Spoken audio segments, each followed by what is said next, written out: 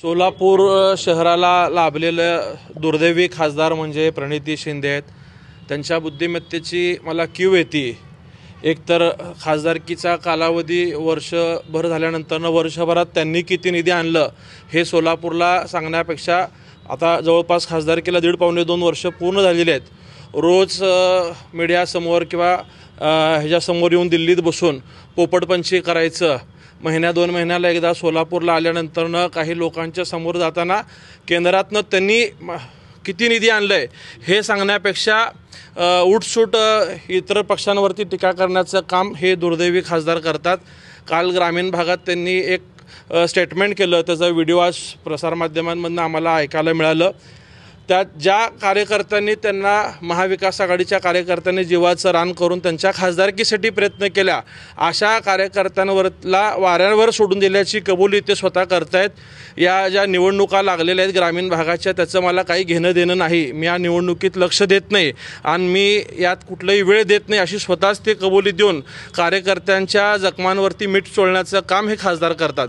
वास्तविकता त्यांच्या वडिलांनी सोलापूर महानगरपालिका असेल किंवा सोलापुरातली सत्ता राखली होती, परंतु प्रणिती शिंदेंचा ज्या ठिकाणी राजकारणात जन्म झाला त्या ठिकाणी त्यांनी तिकडची सत्ता घालवलेली आहे। सोलापूर महानगरपालिकेतले नगरसेवक कमी करणं असेल किंवा आता खासदार झाल्यानंतरनं ग्रामीण भागातली सुद्धा हीच परिस्थिती प्रणिती शिंदे करून ठेवतात। एकेकाळी काँग्रेसचा बालेकिल्ला राहिलेला सोलापूर जिल्ह्यात 12 ठिकाणी स्वतःच्या पक्षाचे नगराध्यक्षही त्यांना उभा करता आलेले नाहीत, स्वतःच्या 6 तालुक्यातले नगराध्यक्षही त्यांना उभा करता आलेले नाहीत। उलट काही त्यांच्या मित्र पक्षाला उमेदवार मिळालेले आहेत, परंतु एकाही नगरपालिकेला नगर परिषदेला प्रणिती शिंदे स्वतःच्या पक्षाचा, जो काँग्रेस पक्ष देशातला सगळ्यात जुना पक्ष आहे, अशा पक्षाला सोलापूरचा खासदार असताना उमेदवार न मिळणं ही शोकांतिका आहे।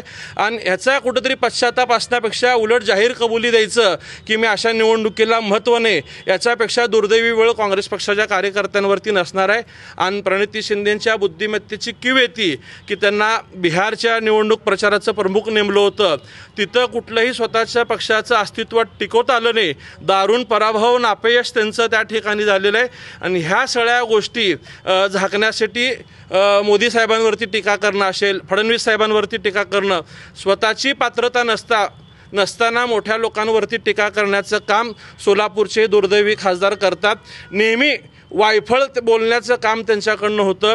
सोलापूरची विमानसेवासुद्धा सुरू होणार नाही म्हणून त्यांनी ओपन चॅलेंज दिलं होतं।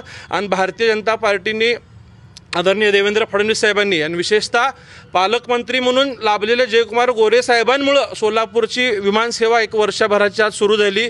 त्यावेळीसही त्यांनी गोव्याच्या विमानसेवेला टीका केली। आज गोव्याची विमानसेवा हाऊसफुल होते, मुंबईवरती बोलल्या, मुंबईची विमानसेवा सुरू झाली।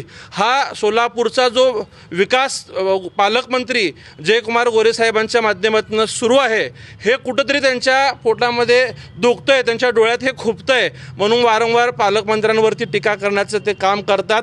कालच्या भाषणामध्ये ते बोलले की पालकमंत्री चॉपरने आले, प्रचाराला फिरले। मला उलट कौतुक वाटतं की पालकमंत्री एवढा वेळ सोलापूरला देतात। तुम्ही खासदार म्हणून जितका वेळ दिला नाही त्याच्या 5 पट वेळ सोलापूरला पालकमंत्री म्हणून जयकुमार गोरे साहेबांनी दिले। कार्यकर्त्यांच्या पाठीशी भक्कमपणे उभं राहण्याचं काम म्हणून त्यांनी फॉर्म भरायच्या दिवशी प्रत्येक ठिकाणी पोचण्याचं काम केलं। या उलट तुम्ही खासदार म्हणून कोणाचेही फॉर्म भरायला गेला नाहीत, कोणाच्याही पाठीशी तुम्ही भक्कमपणे राहिले नाहीत। स्वतःच्या निवडणुका आल्या की कार्यकर्त्यांचा वापर करून घ्यायचा आणि निवडणुका संपलं की कार्यकर्त्यांना वाऱ्यावर सोडायची जी तुमची वृत्ती आहे ती पुन्हा एकदा आज या ठिकाणी दिसून आलेली आहे। आणि पालकमंत्री टक्केवारी घेऊन निधीचा वाटप करतात असा आरोप तुम्ही करताना तुमच्या जिभेला हाड नाही आहे हे तुम्ही पुन्हा एकदा त्या ठिकाणी सिद्ध करून दाखवलं आहे। वास्तविक पाहता पालकमंत्र्यांच्या माध्यमातून सोलापूर शहरातील प्रत्येक तालुक्याला भरभरून निधी मिळालेला आहे। परवाच्या नियोजन समितीत तुम्ही बोललात की समान निधी दिला पाहिजे, त्यावेळीसुद्धा अक्कलकोटचे आमदार सचिनदादा कल्याण शेट्टी यांनी आपल्याला ओपन चॅलेंज दिलं होतं की तुमचं सरकार असताना तुम्ही विरोधी पक्षाच्या लोकांना निधी दिलेला नाही आहे, त्याचा तुम्ही खंडन किंवा खुलासा करू शकलेला नाही आहेत। आणि उठसूट फक्त तुम्हाला निधी तुमच्या लेटर पॅडवरती दिलेल्या पत्राला निधी मिळत नसल्याचं दुःख तुमच्या मनामध्ये आहे आणि तो राग तुमच्यामध्ये असल्यामुळे तुम्ही असे बिनबुडाचे आरोप करता। वास्तविक जर तुम्ही आकडेवारी काढून काढून बघितली तर सर्वाधिक निधी पालकमंत्र्यांच्या माध्यमातून सर्व तालुक्याला दिलेला आहे।